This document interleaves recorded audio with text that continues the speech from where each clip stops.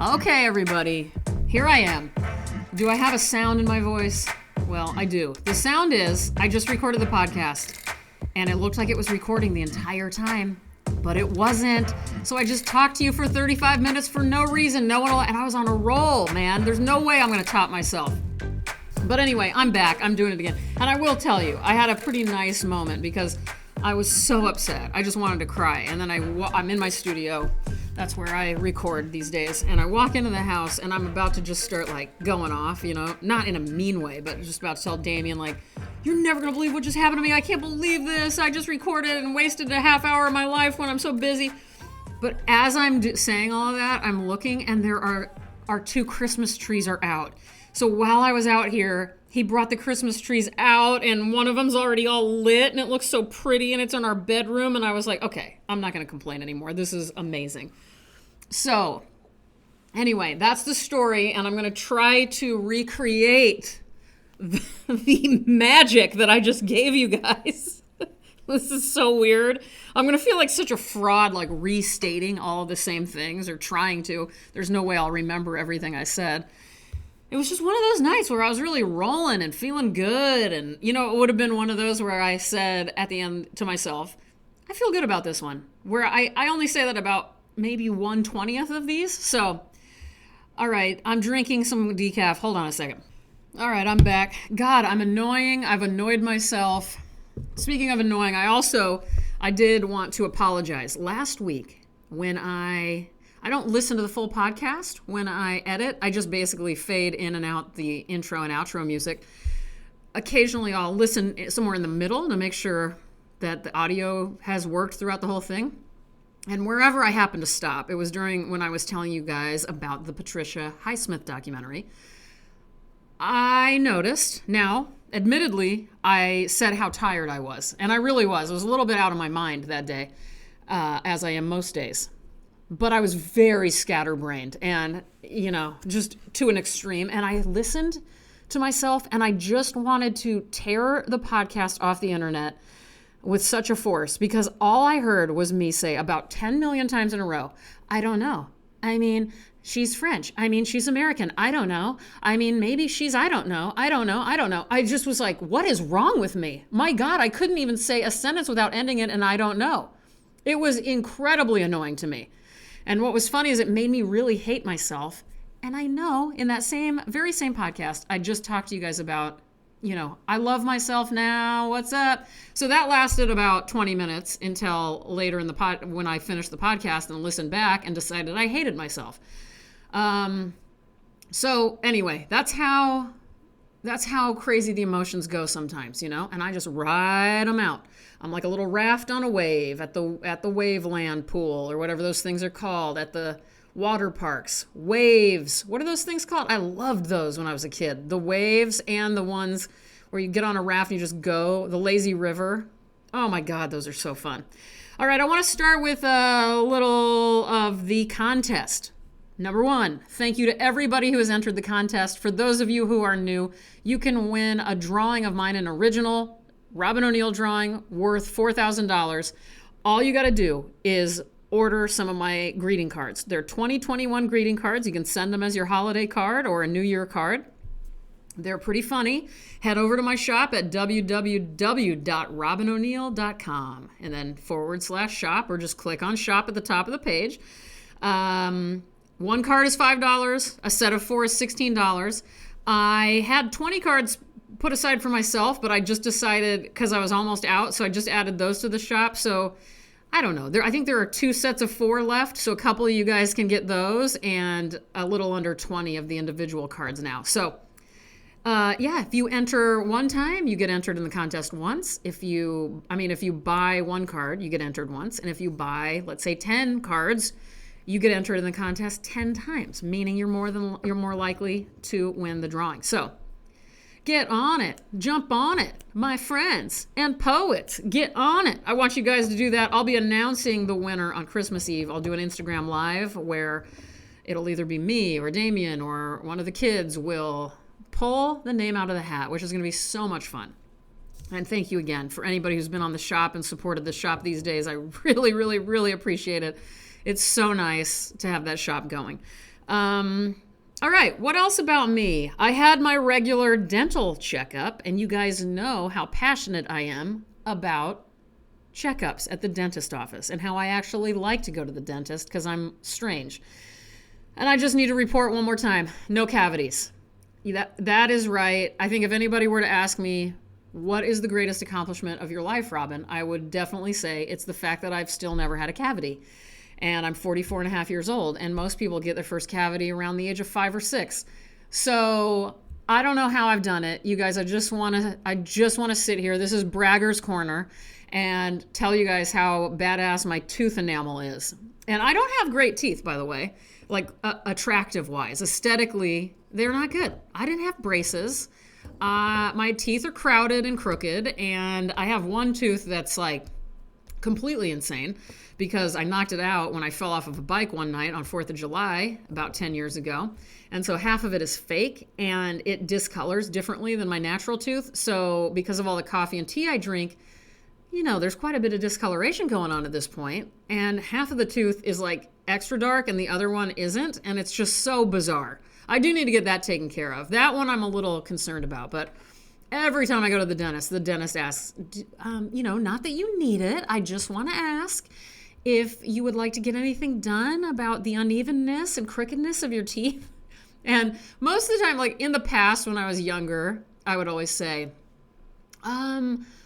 yeah, I'm interested, even though I knew I wasn't. And then I'd get the packet and I'd learn all about it, and I'd take home the packet, and now I have 4 extra pieces of paper that I don't need that are talking about, this multi-$1,000 thing going on with Invisalign or whatever. And this time it was so nice because the dentist asked me, not that you need it, but we do have things like braces, adult braces or Invisalign. And I looked at him and I just go, I really don't care. Thank you, but I'm not trying to impress anyone here with my teeth. They're totally fine. And so he laughed and we moved on. And it's just so nice. Again, I fucking love aging so much. To any of you guys who aren't in their anybody under my age, I guess, especially if you're in your 20s or early 30s, I promise you things get so much better and easier. Maybe not, and that's even coming from my mouth, somebody who has a lot of health problems, a lot of issues, complex life, okay? There's no doubt about it. However, it's so much better now. And I love having this kind of older person confidence and ease of being. Just being able to say, I'm not interested. Or someone you meet is like, oh my God, we should totally hang out sometime. And I'm able now to go, I'll be honest with you, it's never going to happen. I barely hang out with the people that I've known for 20 years. So don't get your hopes up. And they laugh and it's fine. Whereas before I'd be like, totally, let's do it. I mean, I'm sorry, I didn't know how to be me. I finally just know to just be yourself, Robin, non-apologetically. So anyway, what else about me? Let's see. Oh, a lot of you guys got back to me when I brought up how the person who cut my hair last talked about how she eats in the bathtub and how fascinating I found that to be. Apparently, it's not so rare. A lot of you guys eat full meals in the bathtub. So I loved that, and I was happy to hear it because you guys, I told you, when I was drinking my coffee and my kombucha in the bathtub, I was having so much fun with that. So I upped it.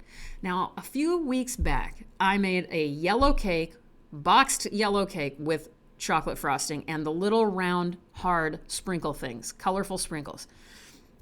It was a Saturday afternoon. I decided to take off work early on that Saturday. And one of my favorite things to do is to take a bath when it's turning to be dusk time, so that you're getting in the bath when the sun is still out and you're getting out of the bath after reading for a long time and it's dark out. It is truly one of the most pleasurable feelings. So I brought a piece of that yellow cake into the bathtub and I ate it. I'm telling you, I have never felt so like I was bathing in luxury. It just felt absolutely wonderful. Highly recommend it. So yeah, to any of you guys who mentioned how much you also like to eat in the bathtub, I mean, we might as well just live in the bath. It felt so good. I love doing everything in there. Hold on, I need to take a drink. I just realized, you know how I ask you guys, how do people on podcasts drink? Like, do they also stop the recording? Then I realized, most podcasts aren't just one person talking, are they? Maybe they are. I don't know. I would think I would take a drink if I had a co-host. They would be talking, and then I would take my drink, right? But instead, it's just me. So another thing I noticed when I was in the bathtub. So for the last few months, I've noticed I have this one area of my leg that is constantly bruised severely. And I had no idea. I've been trying to like go through my day, like where would I run into something that would cause this bruise in that one area? And that day with the cake, I was getting in the bathtub, and I was so excited about getting into the bathtub to eat that cake and read that I bumped into something. Like I bumped into the edge of the door while I was getting in, and then I realized, okay, this is where it's coming from. So apparently, even without the yellow cake, I am so pumped up about getting into the bathtub every time I get in, because it's always my reading time. You know, it's always like, I mean, I read every day, but when I'm getting in the bathtub, it's probably like 2 times a week I take a bath, 2 or 3. I'm so excited because I'm just like, oh my God, I'm warm, I'm cozy, I'm healing my, failing bones and muscles. It's just like so happy for me. It's like I don't know. It's like meditation for a lot of people for me to get in the bathtub. But anyway, apparently I get in there with such a ferocity. Is that the word? Yeah, I'm just getting in there like a maniac that I'm always bumping my leg in the same spot. So anyway, I haven't changed my ways. I'm still doing it. In fact, I did it last night, and it's just going to keep happening apparently, especially if I start putting like amazing food in there with me. All right, what else did I want to say to you guys? The main thing that I remember I wanted to say was that I am sorry that I am not always on the podcast. And that's when, what I mean is, back to that apology when I kept saying, I don't know. I just sounded like such an idiot. But I just want to point out that I'm not always like that. And that what you get with this podcast is me just being very much natural to whatever emotion I'm feeling when I hit record on a Thursday. And I don't feel like I have to be on. If I were getting paid, or if this was in front of a bunch of, art students at a university, no matter what I was feeling, I would turn whatever that is on that I'm able to turn on and be a professional and speak like a professional and not sound like an idiot. I can do that. I hope you guys know that, because I definitely don't do it on here. I just kind of act like myself. And that means you get whatever I am feeling that day. And last week, again, I was very, very, very sleep deprived and overwhelmed.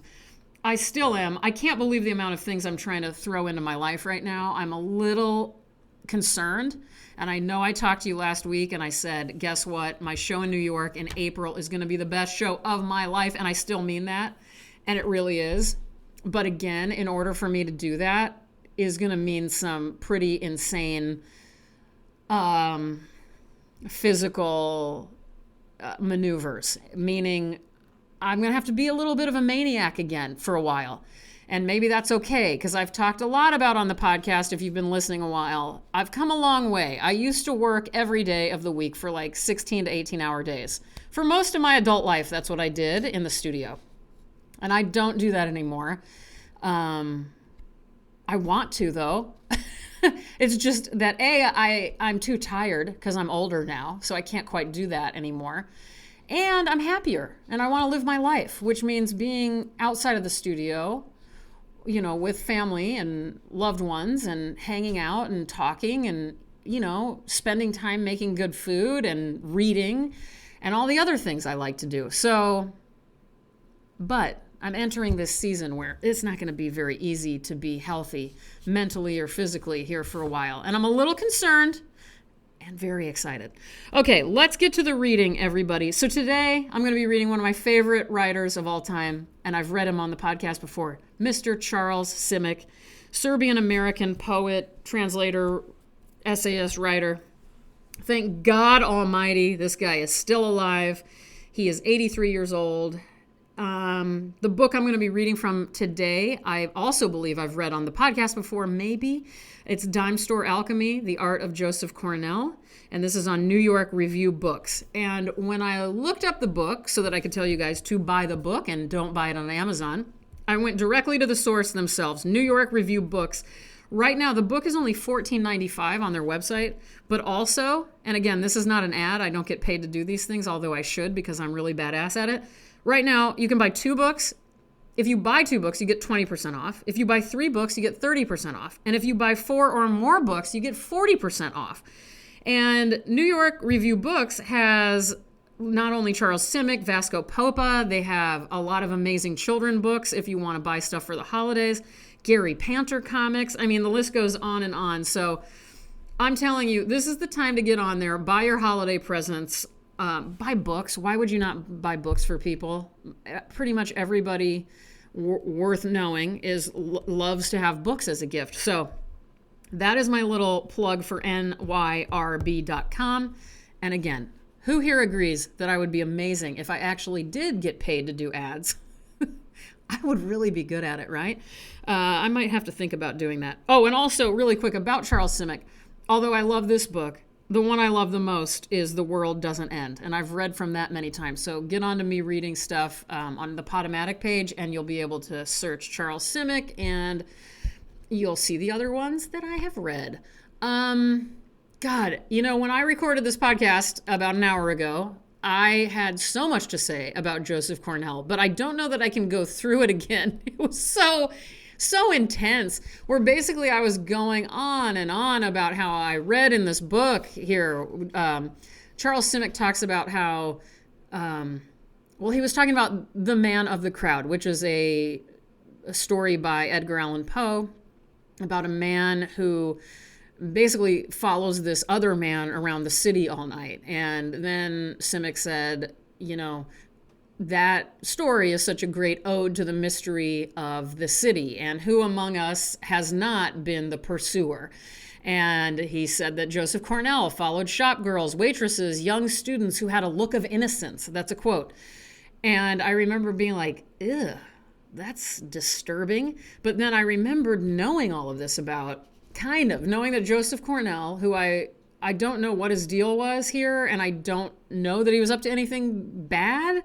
But then again, if you're an older man and you're following young girls around the city because they, quote, had a look of innocence, can that ever be good? I actually question. I'm saying that out loud as a question to anybody. Just think about it, get back to me, or don't. Or get back to me and be like, of course, Robin, what the hell are you thinking? But then I remember, I have never followed anybody around, but there's this, I'm going to read to you guys actually this one short piece in here. This is in Dime Store Alchemy. So I'm reading from the book, but this isn't the actual reading I wanted to share. This is called Miss Delphine. On the streets Cornell walked 40 years ago, there were still medical leech dealers, importers of armadillo meat and ostrich eggs. There were people like Miss Delphine Binger, who collected goose, turkey, and chicken wishbones so she could boil them and polish them and then decorate them with charms and ribbons. She sent them to presidents, movie stars, famous politicians, in the same way Cornell sent gifts of scraps of paper and odd objects to ballerinas he loved.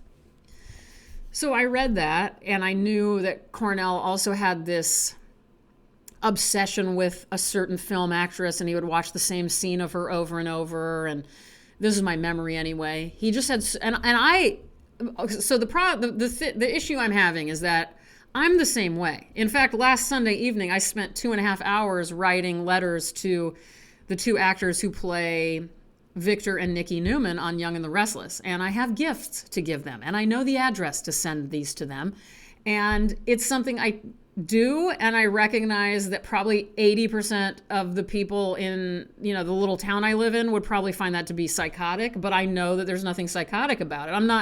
I'm not wondering if I'm doing anything wrong. That's not what I'm saying. But I recognize there's an obsessiveness in certain people, and I am one of them, that, some people just don't cross that border into where it's a problem. And what I was basically saying when I tried to record the podcast earlier was that I just truly hope that Joseph Cornell was in this category, because the beauty of letter writing and even admiring those who do the things you love, like actors or dancers or musicians, it makes sense that you would want to write to them and tell them you love them. And I've been doing it my whole life. I mean, I think I've mentioned that on here many times. I've been doing it since I was a kid. I've written to the people I love. And